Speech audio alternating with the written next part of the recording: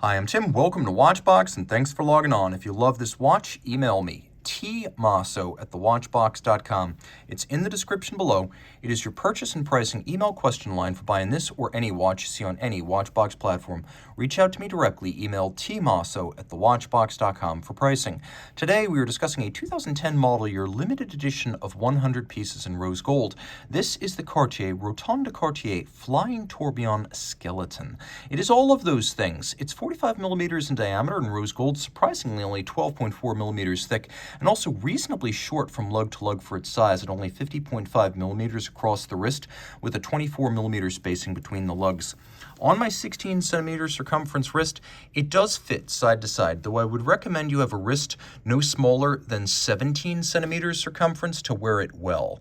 The watch is very flat, and with a sloped bezel, it'll slide underneath the dress cuff. You just need a broader wrist than mine to avoid the appearance that the watch dwarfs the human being. Taking a look at the strap, it is very high grade. Large rectangular scale alligator leather, black semi-gloss finish, plenty of bolstering to add thickness, a broad folded edge, a monotone stitch, and on the bottom you can see in calfskin it is a brand new Cartier factory strap. No perforations because the Cartier folding clasp, based on the pioneering design from Louis Cartier in 1909, it actually takes the strap, crimps it, and then tucks it under the clasp body as well as the rest of the strap. So it's a very clean design when sized, and it needs no minder loops. What are minder loops? These are minder loops. This watch doesn't need them. You also won't be gouging the strap, so it'll last longer. And yes, Louis Cartier in 1909 did invent the world's first wristwatch deployant clasp, and this is very much designed in the image of that pioneering unit. Taking a quick look at the case, everything's in high polish. The lugs break out dramatically from the case band for a nice vintage look. We have a rather shallow domed bezel and a sort of a bowl-shaped case that tucks in toward its case back. The strap is held to the case using screws and bars, which means it's going to stay put. That's a much more secure arrangement than spring bars. And you can see that Cartier engineers a little recess into the case band so that the strap can be drilled very close to the case for better fit, but with no impediment to the range of motion of the strap on either side.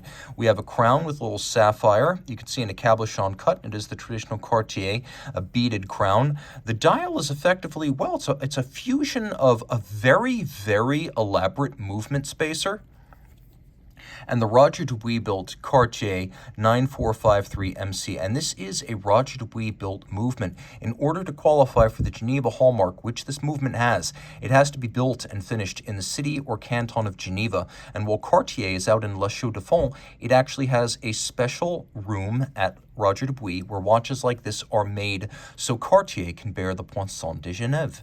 Now this elaborate rose gold plated movement spacer outboard, this is actually cut so that the Roman numerals of a typical Cartier dial are at least partially represented. It has a handsome bevel, which is mostly mechanical in its finish, but you can see that the edges of the numerals are all nicely rounded off. We do have a lot going on at center, as almost the entirety of the 9453 movement is located at the center. So it's a manual wind. You can see on the reverse side the skeletonized mainspring barrel. From the mainspring, we move through a drivetrain that terminates in a tourbillon escapement, and we have a flying tourbillon here, so there's no upper bridge to block your view. That's what a flying tourbillon is. It only has a bridge on one side.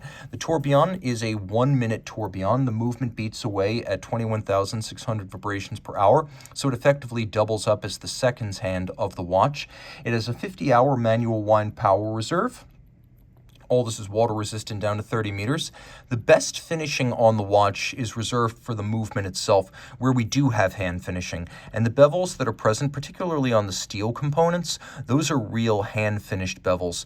Unlike the engine turned or machined bevels of the spacer ring outboard, the beveling and the anglage on the movement proper is the real thing. Now you can see the tourbillon is black polished on its top. Everything up here has been black polished in steel. The steel has also been rounded off and beveled on its side.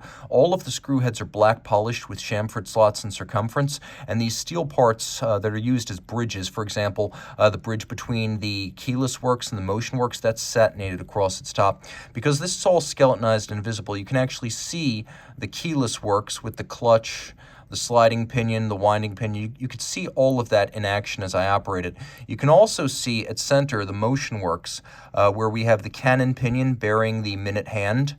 We have the minute wheel below that. We have the minute wheel pinion, which you can just see below my thumb. The minute wheel pinion turns the hour wheel. And you can see that there is a intermediate wheel associated with that to convey the motion of the crown to the hands. All of the wheels feature satination across their tops, which is a very nice piece of detail. And the watch has a particularly attractive click and extended swan's neck click spring that is a joy to behold and one of the most delicately finished parts of the whole movement, which truly does deserve the Poinçon de Genève. Reach out to Team Mosso at thewatchbox.com for purchase and pricing details of this rare Geneva Seal Cartier Flying Tourbillon.